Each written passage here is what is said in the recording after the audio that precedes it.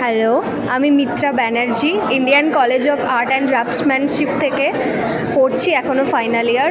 তো এই কাজ দুটো আমার, ফার্স্ট হচ্ছে সিটি লাইফের ওপর আমি কাজ করেছি, রিসেন্ট কাজ এ দুটো আমার।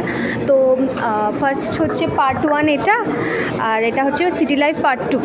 তো আপনি এখানে দেখতে পাবেন কাজটার যে এক্ষেত্রে সিটি লাইফ মানে একজন মানুষ যখন শহরে বাস করে তো তার মধ্যে অনেক কিছু পরিবর্তন দেখা যায়, আর যখন সে জায়গা চেঞ্জ করে শহরে আসে তখন তার মধ্যে কিছু আক্ষেপও থাকে।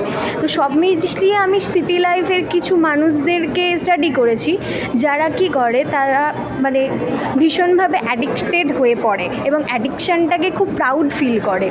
তো আমি এখানে সিগারেটকে অ্যাডিকশান হিসেবে দেখিয়েছি, যেটা আপনি দেখতে পাবেন কাজটা জাজ করলেই।